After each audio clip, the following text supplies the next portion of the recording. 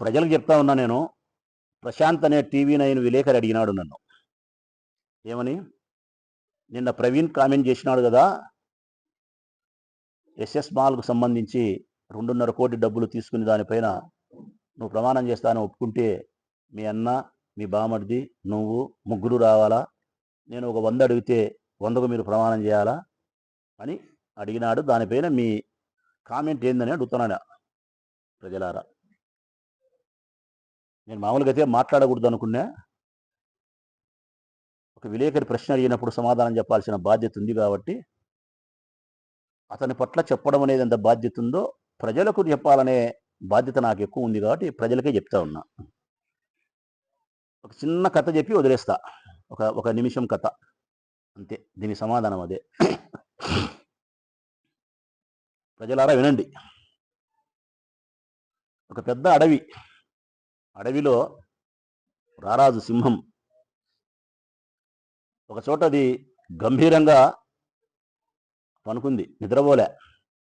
పూర్తి నిద్రపోలే. దాని స్టైల్లో పనుకుంటుంది కదా, లడ్డం ఒక రకంగా పనుకొని తీక్షణమైనటువంటి దాని చూపులతో చూస్తూ దాని ఉచ్ఛ్వాస శ్వాస చాలా వేడిగా బయటకు వస్తుంది. శ్వాస, సింహం యొక్క శ్వాస అట్నే ఉంటుంది. దాని చూపులు తీక్షణంగా ఉంటాయి. నిశ్శబ్దమైన వాతావరణంలో సింహం అట్లుంది. ఆ పక్కనే ఒక నక్క ఉంది. ఆ పక్కనే ఒక కుందేలుంది.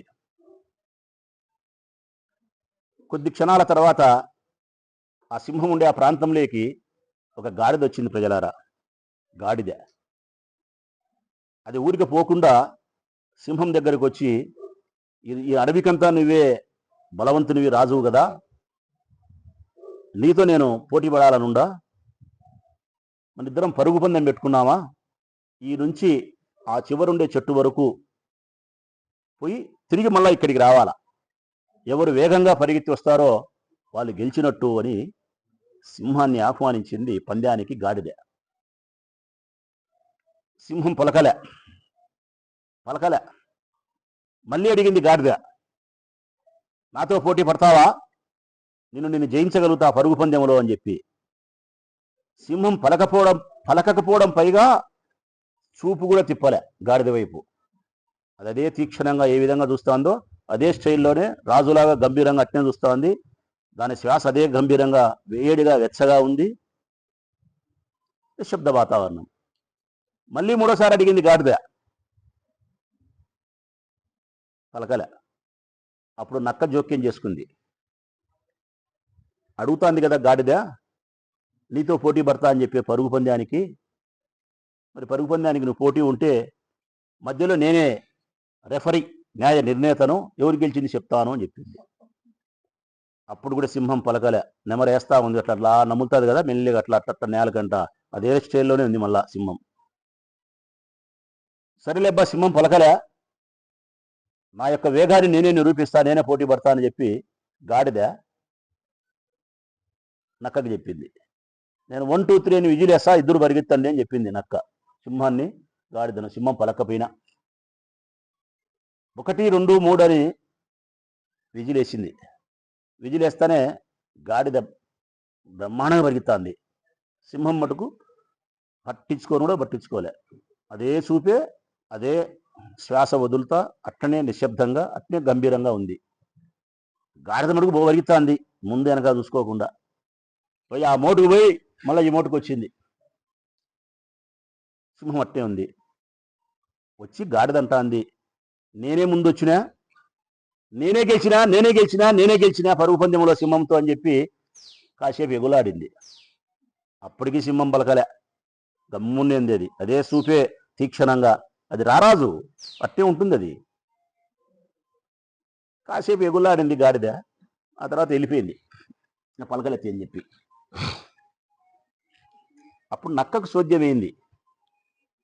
అది పందానికి పిలిచే పలకపాయ సింహము, చూడకపాయ, నేను పిలిచినా పలకపాయ, విజిలేసినా పరిగెత్తకపాయ, గాడిద మాత్రమే పరిగెత్తా. పొయ్యి వచ్చినాక నేనే గెలిచినా అని చెప్పి గాడిద అంత కేకలేస్తాంది. అయినా సింహం చూన్ను కూడా చూడలే అని దీనికి చోద్యమైంది. నక్క తెలివైంది కదా, నక్క యుక్తి కదా నక్కకు. గాడిద పోయిన తర్వాత నక్క అడిగింది, ఎందుకు నువ్వు పోటీలో పాల్గొనలే? నువ్వు అనుకుంటే గాడిద కంటే వేగంగా పరిగెత్తగలిగినటువంటి కథ శక్తి సామర్థ్యాలు కలిగిన దానివి, నువ్వు ఎందుకు పరిగెత్తలే అని అడిగింది. అప్పుడు సింహము మౌనంగా ఉన్నది. మళ్ళా రెండోసారి నక్క అడిగింది, మళ్ళీ మౌనంగా ఉన్నది. ఇది ఎందుకో పలకలేదు, మరీ ఎక్కువ విసిగిస్తే ఇది తినేస్తుంది దీంతో బరువు సింహంతో అని చెప్పి నక్క వెళ్ళిపోయింది. ఆ పక్కన ఎవరున్నారుగా? కుందేలుంది, సాధు జంతువు, ఉత్తమురాలు, మంచిది, పాపం భుజమున బాగుంటుంది తెల్లగా.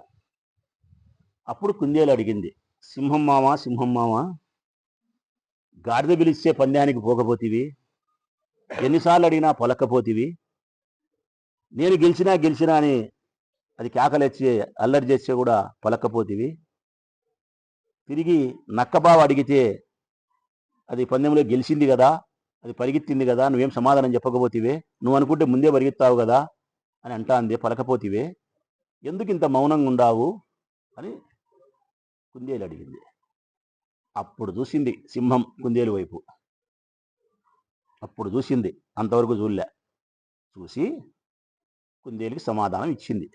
ఏమని తెలుసునా? అది గాడిదే, నేను ఈ అడవికి రాజును, సింహాన్ని. అది నన్ను పోటీకి ఆహ్వానించింది, నాతో పోటీ పడని చెప్పి పోటీకి అది ఆహ్వానించింది.